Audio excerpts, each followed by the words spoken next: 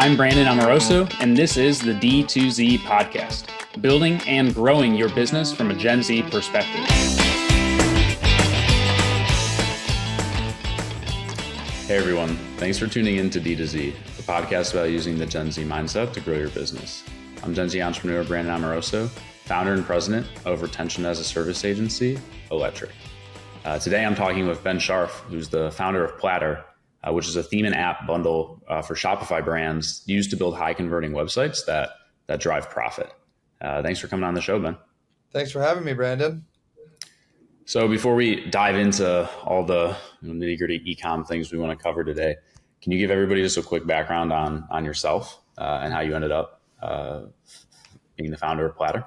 Yeah, definitely. So quick backstory on myself. I played Division I hockey in college.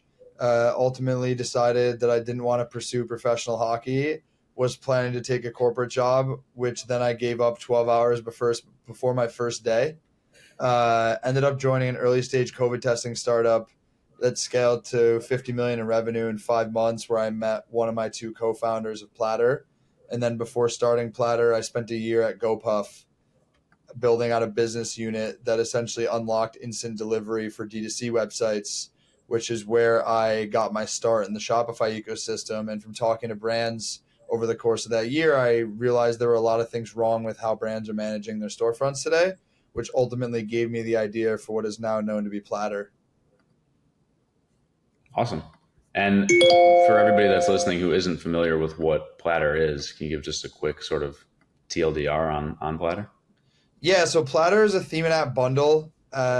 Effectively, what we've done is we've natively built a lot of the most popular app functionality around marketing and conversion into one theme and one app.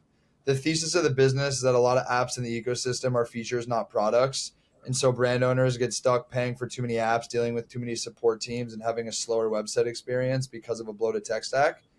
And so by natively building a lot of that functionality into one solution, we're able to consolidate your tech to solve those issues and then layer in best practices around increasing AOV and conversion from a CRO perspective, so we can quantify making you money and saving you money at the same time. Yeah, the sort of app overload is a real thing when it comes to a lot of our clients' websites. They'll have 70, 80 apps in some cases, and it slows down the site. It's expensive. Most of them aren't being leveraged in the way that they should be being used, if they're being used at all. It's it's sort of a blessing and a curse, the Shopify ecosystem, and how easy it is to download functionality onto the website via some sort of plugin. Yeah, I think there's a couple pieces to unpack in regards to the apps. I think the first one is one of the other things we noticed when talking to a lot of brands before we went really deep into building Platter was that there's a huge drop off in terms of utility on a lot of these apps after accomplishing the core functionality. And so what I mean by that is, let's say you're using an app to accomplish upsells in your cart, and then a certain app then tries to sell you that they use AI to surface the best product, and so they increase the price. But from the merchant's perspective, they really just wanted to ensure that the core functionality was being accomplished. And so they can't necessarily justify paying that incremental cost. And if you take that concept and extrapolate that across 50 to 60 different apps, you end up stuck with a ton of apps where you're only using a very small percentage of the functionality offered within those applications, which is why we felt there was an opportunity to consolidate a lot of that functionality into one solution. Yeah. How, as it relates to the fact that you're entering into this ecosystem that is accustomed to sort of dealing with all these different, plugins and apps, how has it been like, your sales process or your messaging to customers? Because there's not really anything, at least that I'm familiar with, that is sort of like your solution. In a lot of cases, there's, let's say you're looking for a quiz builder for Shopify. Well, there's like 15 of those. And I feel like, it's just easier for customers to attach to that. How have you gone about sort of architecting the messaging, and what's it been like, selling into these brands who are used to dealing with this? Education has been a huge focus of ours within our business. I always joke that a couple years down the line, if Platter was successful, it's because we debunked this myth that building a high converting storefront is super expensive and takes a really long time. I think there's nuances around that statement, but there's a lot of brands that overspend and take longer than they need to. As you become larger and you get into brands that are doing high eight figures, of course, there's going to be a lot of bespoke customizations that are required. But for brands out of the gate, there's ways that you should be able to have storefronts that are still high converting, that don't take a long time. And the way that we're solving that for brands is by giving them an out of the box solution that has a lot of functionality built into it to try to minimize the amount of customizations they need to get to a point of a store where they can go live with it, or reduce the number of applications that they need to put on top of the base store that they've built. And so in terms of the education, it's really getting brand operators or owners to look inwards in terms of like, how are you managing your store today? Are you using a ton of apps? Are you using an agency? And if you are using an agency, like, what are they actually doing for you? What is the base infrastructure of your storefront? Are there ways to improve it, et cetera? Because I think what we've come to learn is that there's a time and place for brands to use agencies. There's a time and place for brands to use a ton of third-party apps. And there's a time and place to use a healthy mix of the two. But what we realize is a lot of brands are doing the wrong thing for what suits their brand, which is where we kind of come into play. That makes a lot of sense. And I think the timing is sort of right for the market as well, too, based off of all the consolidation that I've been seeing with apps in general, and brands trying to simplify things. Are you able to are you aggregating it all across, however many storefronts you're now powering? Like things that work very well from a conversion rate standpoint versus those that don't, and then you can share those learnings across all the clients. Yeah, so we're in the process now of actually building out an analytics dashboard to have like direct attribution on a feature to feature basis. But I can tell you, just like broadly speaking, we've come to be able to understand like what high level best practices or functionality tend to work just across storefronts. I would say that there is some nuance and variability depending on the price point of your products and the SKU count of your catalog. Because what we would see and or recommend for a brand that sells like a $3,000 necklace with 5 SKUs is going to be very different than, a supplements business where their AOV is $60 and they have 1,000 SKUs. But we definitely see certain functionalities or best practices that we look for when we look at any site off rip, because there's just obvious things that brands aren't doing where they're leaving dollars on the table. I think the first one and the most obvious one is brands that use a page load instead of a cart drawer for their checkout experience.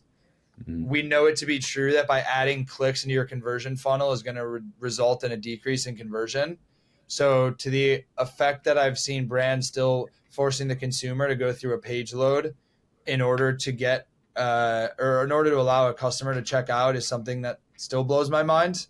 That's like an obvious one where I don't think it matters what your price point is, your catalog size is to be able to do it, to utilize a cart drawer.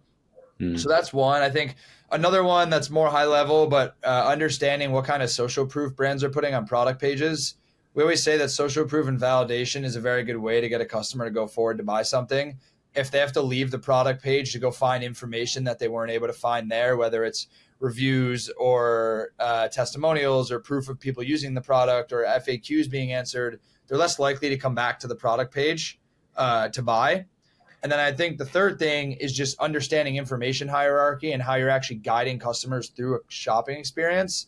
So for example, we always recommend to our brands to use a mega menu where you can display creative, whether that be specific SKUs or collections or promotions that you want customers to visit. We've learned that customers are lazy. They want to see imagery. They want you to hold their hand through the shopping experience. So if you're making it really hard for someone to find what they want, odds are they're probably not going to end up buying it when you look at the numbers at scale. So to the extent that you can make the shopping experience easier by adding a lot of these incremental improvements, you'll see large impacts in the long run. For you, when you're onboarding like a net new client, is there any pushback towards some of those things or no? I would say we have brands that come to us with different pain points. Number one. I would say number two, brands have different level of opinion, I would say, based on their own knowledge base and also based on what it is that they're looking for, right? We have, oftentimes we have the brand that will come to us that says, hey, I'm doing X amount of revenue. I've kind of hit my ceiling in terms of my own knowledge. I'm looking for incremental ways to improve my AOV and my conversion. We would like to lean on you as thought leaders to help tell us what we should be doing and how we should be doing. Or I have a brand that comes to us that's maybe larger that says, hey, I need these 3 features. It's very hard for us to implement those today on our storefront for X, Y, and Z reasons. Oftentimes you'll have a brand that has a legacy code base that's just been added to over the course of multiple years. And then they're kind of stuck when trying to add new things. So they want to get to a clean infrastructure, but have a very clear understanding of what it is that they want on their store. And we can just provide them a path to getting there for faster, getting there faster and cheaper. Yeah, I think the time to value for you guys is significantly quicker than trying to cobble together all the various solutions. And that doesn't even get into the fact that each of those solutions has their own pricing model, and there's 100% overlap too when it comes to maybe you have 3 apps taking a percentage of that sale because they all touched it in some way on the buyer journey. It's like the tech stack I think we were using in early 2022 for a Shopify Plus store, probably around $5,000 a month at a minimum, I would say. Once you start to add in all the pieces and the way that they price too, it can get very cost prohibitive. And the other thing that is frustrating as an agency is not being able to do best practices with all of your clients because they're boxed out of it because of some sort of paywall, or they don't have the budget to be able to onboard certain tools or solutions. It's always been a challenge for us, and it's one of the reasons that we shy away from certain apps too. Like if they don't allow us to be able to leverage it the same way across all of our clients. Yeah, I think there's a couple things you said that I want to highlight. The first one is the time to value piece. I think there's two components to that for us. The first one is the time to value, and then the second one is the ability to try to get an alternative storefront at parity with what we can offer you relative to the price we can provide it at, because brands are able to benefit from the economies of scale of all the functionality we've been building over the last couple of years. So we can deliver you a storefront very quickly with our productized delivery. But if you tried to leave to go build the same exact store we can provide you from the ground up, it's going to cost you way more money to do so because we've been building functionality for 2 years. But anecdotally, around the time to value, we actually had a brand go live a few weeks ago that went from signature to live in 16 days. And that included entirely new wireframes of the entire store, plus all the functionality integrated in QA before being deployed, which was probably a new record for us relative to the complexity of the storefront. Yeah, that's insane. I don't think we've done anything in 16 days when it comes to like net new website builds. I think part of that though is 2 components to how we're different maybe from certain agencies. Like we won't engage with a client who isn't on our product. So I know there's some agencies who will offer like ad hoc work for a client who has like a storefront, and you have to go in, understand how the store is built and how you can maneuver within it to be able to add incremental functionality. We only work with brands who move to our storefront, at least for our product, at least for the theme product. We can talk about the app product, which is being released actually this month as a self-serve, which is separate. But in terms of the theme product, we only will touch brands on our theme. And the second piece of that too is that we've really tried to focus on building a productized delivery over the last 2 years of building this. And what I mean by that is we have a full design system that works one-to-one with our theme products, with a lot of the best practices integrated into it directly. And so we're able to build new wireframes that take into account your requirements and then deliver those into a storefront very quickly. Yeah, the productization side of things is something that I feel like no agency has really done. I mean, you might have like some base templates. I've heard of a few agencies creating Shopify themes, but not I mean, I guess how would you classify Platter? Because it's a theme, yes, but it's kind of like a traditional SaaS as well. It's a hybrid model. The way that I would describe it is a hybrid. So, if you ever used like a Pilot or a Rippling, where it's like they hold your hand for the first 30 or 60 days, kind of take you through this checklist of requirements, and then send you on your way. I would Mhm. say that like the theme product is a productized delivery, which has an agency component, right? Because there's services associated with it. But the app product that we have is traditional software, and a lot of the functionality uh, on a go forward basis will be. So it's kind of a healthy mix of the two, where you're paying an implementation fee the way you would to an agency to get up and running. But what we're doing is actually implementing the software product that we built. Because there are software companies out there where like they don't have like a self-serve option, which is how we are with our theme product, because we've realized that there's just a lot of complexities with it, that if you offer it self-serve in the current state, just based on the amount of documentation and tutorials that we have, you end up opening yourself up to a whole series of new issues that we aren't properly staffed to deal with at scale right now. Mhm. How has that process been? Like, pulling back a little bit from the actual details of your product offering on the business growth side of things, and being this is your first startup, right? Or no? I would say it's my first real startup. I Okay. think most entrepreneurs have, I shouldn't say all, but a lot have, tinkered around with 20 different ideas before they actually found one that had legs. Yeah, that's fair. That's fair. Well, let's just call it the first time startup then. As you've been growing rather quickly, what's it been like scaling out the team, building out your processes? I'm sure you've had to encounter some issues where you could grow more with more brands, but maybe you're not able to onboard them, as you mentioned, in a way that is scalable or sustainable. So, what has that process been like for you? Yeah, I always say that when your team size doubles, it usually like breaks the internal operations and you have to like reinvent how you're doing things as the team grows.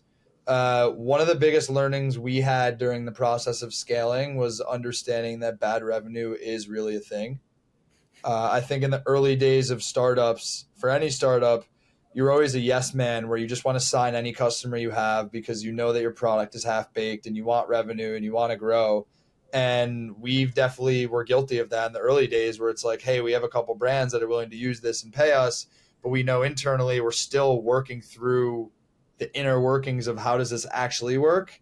We're talking a couple years ago at this point, but I would say the learnings from that now is just being really intentional, number one, on like what's good revenue versus what's bad revenue, and then also just understanding and tracking utilization to recognize like how fast can we grow. I would Mhm. say we've gotten to a place now where we have a process both internally and externally to be able to like hire as we grow, where we're not really limited from a scaling perspective at this point in time. But the nice part as well, as I alluded to earlier, is that our app product is going to be available as a fully self-serve, hopefully in the next couple weeks. So we'll be able to let that kind of scale infinitely in terms of not having to tie like a math equation to number of employees to service certain number of storefronts. But in terms of like the theme product, we've gotten it to a place now where the unit economics are fantastic, where you need to hire like every couple hundred clients, like a new pod, I guess would be the best way to describe it, which is like very profitable for us in terms of how we've set up the economics of the product. Yeah, I mean that's critical to be able to, because you have like some white glove components to the product, which I think is also what makes it unique, but not being too white glove where you're essentially just like an agency where you're restricted by people versus being able to actually scale with the software and technical capabilities that you've built out. Exactly. So we have like different ways that we've engaged with clients post handoff. Right. Oftentimes it's just the occasional support ticket that comes in. Some of them will buy like a couple hours a month of ad hoc work if they want like bespoke customizations.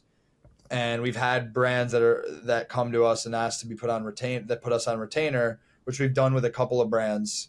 But we are very cognizant of the fact that like when it comes to engineering specifically, there's only a certain number of hours in the day and a certain number of hours that can be allocated. Yeah. So you trust your technical project managers who are assigning tasks and tracking hours to be able to let you know, hey, we have 300 hours of work this month and our engineering team only has 290 hours of available time. Like, we're not going to be able to fulfill this, which is how you are able to track or have the foresight to know when the team needs to scale. Yeah, we're going through that sort of process, or I guess dilemma, if you want to call it that, with Scaleless right now, where we have custom ad hoc requests coming in from a third party who is willing to pay for it and pay for it in a way that it is profitable for us. But like, does that, we only have so many developers, we only have so many resources. Is that the best use case of their time, given all the other requirements and all the other things that we want to block and tackle? So it's I think for us, the one value point I will say in that regard is because we're building a product, the services part of the business, as we describe it, is R&D work that we actually get paid to do. So like if a brand wants a certain feature, there's scenarios where we can actually build that feature for that brand and then roll the core tenets of that feature into the core product, which is interesting because it also allows us to just stay super close to our customers as we continue to build out like the future product roadmap. So you're basically getting, your product development sort of written off by, clients who are willing to pay for it, and then you can roll it into the full product that everybody else gets as well. Yeah, people always ask, oh, like, how do you determine what's being built next on your product? And I was like, well, which feature has been the loudest request from, a percentage of customers? That's the thing we're building next. My technical co-founder is great at that, where I always say there's a difference between knowledge and belief of like thinking you know what to build versus knowing you know what to build. Yeah. The product has, taken different shapes and sizes because we just listen to our customers. I guess how do you balance that though? Because I've heard from a few technical founders, or founders of apps rather. Not everybody is technical, but they have to balance customer demand and customer requests versus where they see the product and vision heading. For example, in subscription programs, there was a bunch of hoopla around the ability to gift an upcoming order to somebody else. And I want to say maybe Skio launched with it, or somebody not Recharge like 2 years ago, a year and a half ago. And we heard that all the time, like, as a reason or just one example of why a brand should think about migrating from Recharge or think about going with one of those other third-party apps for subscriptions versus Recharge. Recharge ultimately ended up building it, but now today, like in any of those platforms, less than 1% of customers use it. Like, because if you step back and actually think about it for yourself as a customer, why the hell would I want to gift an upcoming like order of, I don't know, let's just say Olipop. Like maybe I have my monthly soda coming in. Why am I going to just gift that to a friend? I would just skip the order and have it come at the next month. If I wanted to do a gift for somebody, I would go and place like a gift order for them. So that's an example of where, they like listen to the market, even though they were hesitant and resistant towards it, but because of the sales cycle and just all of the noise, they had to build it. But that's one use case or one example, I guess, where, the brands requesting something ultimately weren't right in their hypothesis of whether or not it would be leveraged or not. I think it's twofold. It's a really good point that you bring up. I think one side of it is tracking like quantity, right? So it's one thing if one brand is like, hey, I really want this feature. And it's another thing if it's like 25% of your customers are all asking for the same thing or asking like, when is this coming, right? Yeah. Where it's like, you got to listen to what's in front of you. I think the second piece to it too is we have an understanding of where we would like the product to go. So when we think about certain features that come down the pipe, whether it's through customer requests or from our own roadmap, it's a little bit art, a little bit science of understanding if we go a little bit off the path because we have a couple customers asking for this one feature, how does that affect us today and how does that affect us down the road? And so I think there does just become a little bit of qualitative decision making that needs to be had. With that being said, the other caveat that I'll layer in is I think the size of your business has a material impact on how you're able to prioritize customer requests versus not. Right? So a company in the early stages where you only have a couple customers versus a company that's, call it Series B or later, when you're getting customer requests, it's a whole different decision making process to know like what to build next, because there's a lot different downstream effects of veering off your roadmap or building a feature when it's for 10, 20, 30 customers versus 1,000 or 2,000 customers. Right. Yeah, that's a fair point as well. I can't even imagine managing some of the scale that a few of these Shopify apps have gotten to, where your teams are hundreds of, in some cases, thousands of people. There's a lot of power with that, but it also feels like there's definitely a lot of, let's say, inefficiencies that can come up. I think a lot of early founder, like new founders or inexperienced founders, for whatever reason, there's glorification around raising as much money as you can and like building as big of a team as you can. Because I don't know, I think there's like this power struggle association with like I manage a lot of people or I've raised a lot of money. And I think those are two misconceptions when building a business, right? There's businesses where you need to raise a lot of money based on whatever problem you're trying to solve, or you don't have another option. But I can tell you, as someone who's raised substantially less than some other players in our space, I think there's actually something valuable about that, where you learn to solve problems by doing things other than just throwing money at them. And then in terms of scaling out a team, people don't understand that the larger your team gets, the more people headaches that you have to deal with.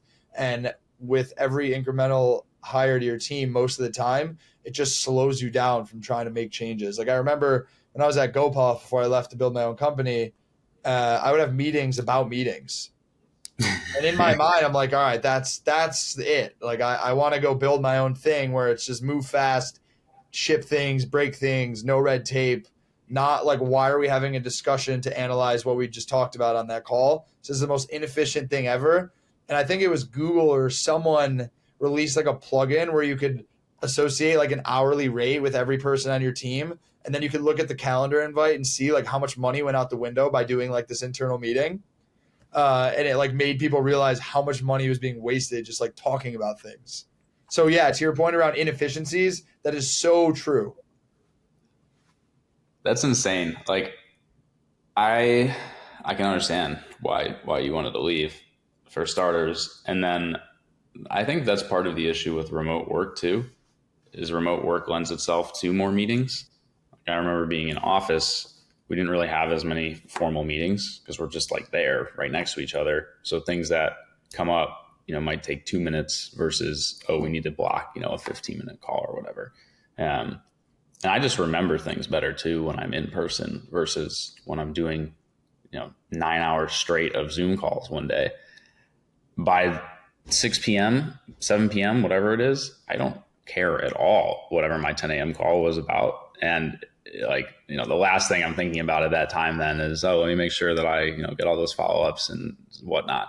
And I'm the founder, so I can only imagine how little the employees give a shit about, the call that they did at 10 a.m. versus, just being able to finally get off the damn computer and interact and socialize with people. So are you guys fully remote, or do you do like hybrid and offsites and stuff like that? We are fully remote. My head of growth is in New York, which is where I'm based, and we work very closely together. So we'll meet in person periodically. But I would say that one thing we've preached since day one with our team is the ability to work asynchronously. Mm-hmm. Like our team does very well with using Asana and, writing out tasks and messages and minimizing the number of meetings and that you need to have. And every couple months I go through the calendar and just like strip back every recurring meeting and then like build it back up again, because you realize what were nice to haves versus need to haves.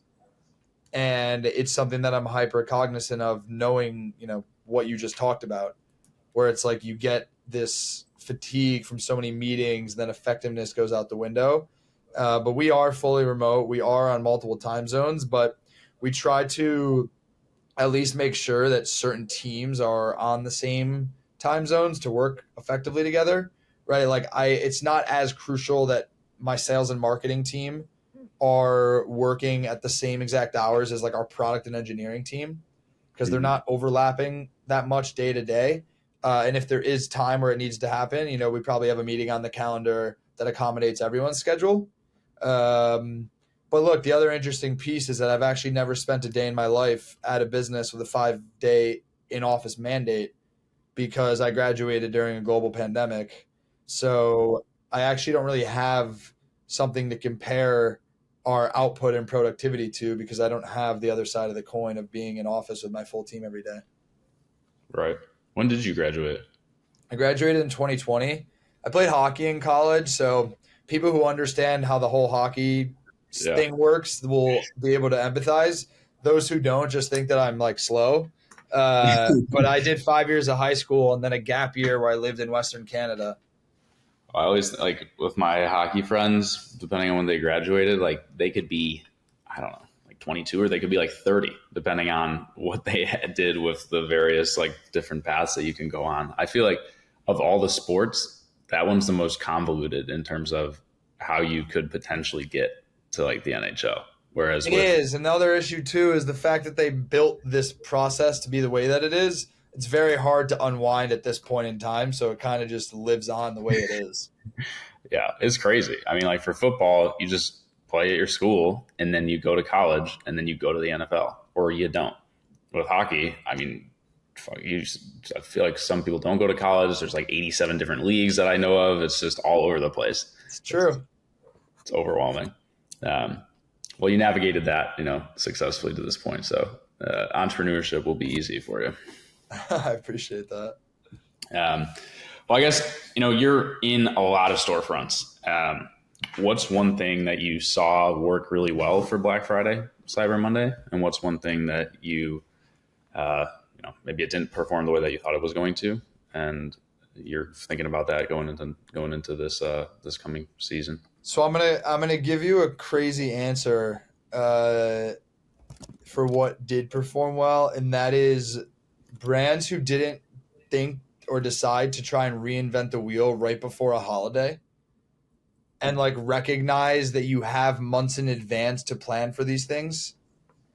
Like don't try and fix something at the 11th hour all because it's the holiday, because then you just expose yourself to issues that you don't want to have. Mm-hmm. So I would say, broadly speaking, that is probably the biggest thing to call out. But if we're getting more tactical, I would say that something we saw that worked very well, broadly speaking, was just the mechanism of gamification. So we've built gamification into a lot of different aspects of our product, right? We have a mix and match bundle builder where you can set incentive thresholds based on adding more products to the bundle. We have progress bars in the cart experience. You have banners that you can put on the home page that can persist across pages around what type of behavior to enact in order to release certain unlocks. Mm-hmm. That's something that we saw a lot of success with.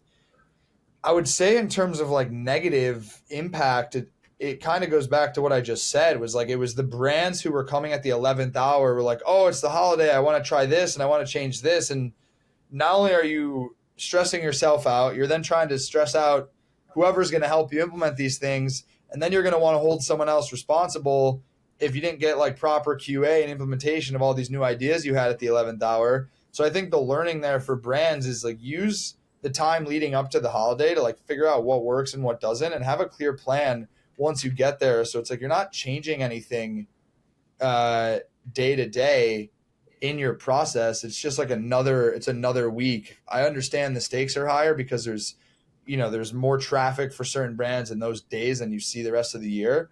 But fundamentally speaking, like you got to approach it like any other day in terms of managing a store. Yeah. No, that's fair. I don't think making changes the day before Black Friday, Cyber Monday is the best idea ever. You'd be shocked how many brands like week before even are saying, hey, we want to add this functionality, and it's like something that takes days to implement. It's like, well, maybe if you mentioned that a month ago, we could have explored the idea. But we're going to do you a favor and just suggest you don't do that today. Some of the brands that we work with have like code freezes, but when you have a code freeze, you actually have to abide by the code freeze, which doesn't happen a lot. And then there is some gray area too. Like if it's very easy and why didn't we already have this to begin with? Then go ahead and implement it. Even if it's a week or 2 weeks before, even though you have a code freeze. But I think you bring up another point to what you just said is oftentimes brands will actually start to look deeper into their storefront right before holidays around things like, why didn't we have this feature to begin with? And I don't think enough brands make a point to do these teardowns of their own storefronts on a recurring cadence to continue to make incremental improvements. So one of the things that we always say about our value proposition for our brands is instead of getting to like a certain incentive or a certain revenue threshold and then waking up one day and deciding if to strip everything down and start over because the storefront that you had to support a $5 million store doesn't support the $20 million store. Mm-hmm. We always say you should be making incremental improvements all the time and constantly looking at ways to get better.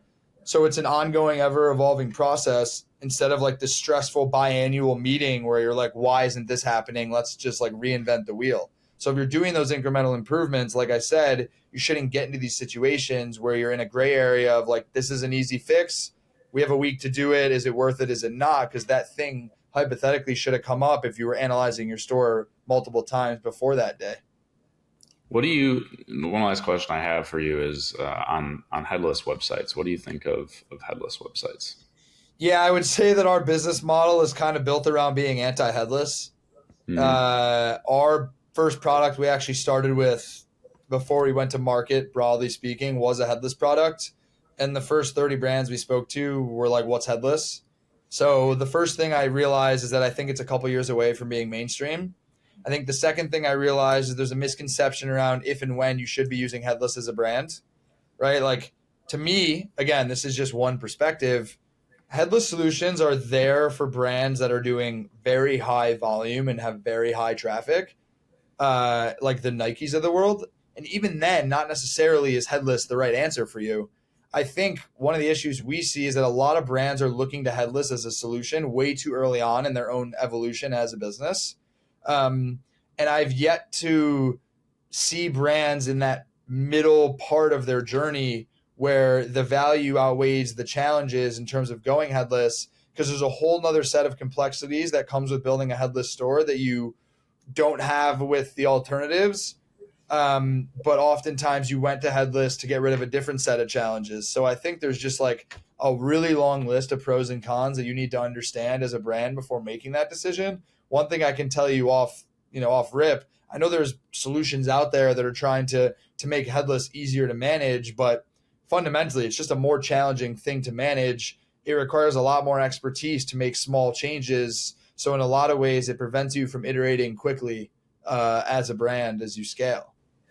Yeah, and I've seen brands think that that's going to be the thing that saves their conversion rate, or magically makes dramatic impacts to their business, and it isn't. And then it ends up adding on like 10x the cost and stress and just general pain in the ass that making changes to a headless website entails. And then they ultimately come back from a headless website to go on like the Shopify 2.0 theme with PTSD. And so then they try to get a new store for less dollars because they overspent with the expectation of trying to maintain parity, which opens up a whole other slew of issues. But the last thing I'll say is when brands think headless is solution for their challenges, again, I think you need to look inward at the fundamentals. Like, do you have a quality product?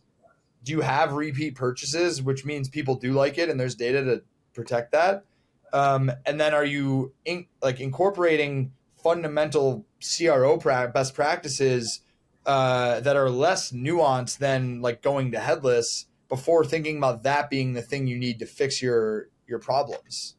Yeah, I feel like a lot of brands go to this optimization phase before they look at the actual core of the business and the products. Like, including a bunch of AOV, like boosting tactics on site is only great if, people actually like your product and are coming back and purchasing it. And if that's not occurring, then you need to be focusing on other things than making tweaks and trying to pull additional revenue out that way. 100%. Well, thank you so much for coming on. This was super fun. But before we hop off, can you let everybody who's listening know where they can find you online or get in contact with you? Yeah, you can find me on all socials at Ben Sharf, BenSharf. And then my email is ben@platter.co, platter.co. You can feel free to drop me a line via email on Twitter, or you can visit our website at platter.co to check out for more information. Awesome. Well, thanks again for coming on. For everybody listening, as always, this is Brandon Amoroso. You can find me at brandonamoroso.com or electricmarketing.com. And I'll see you next time.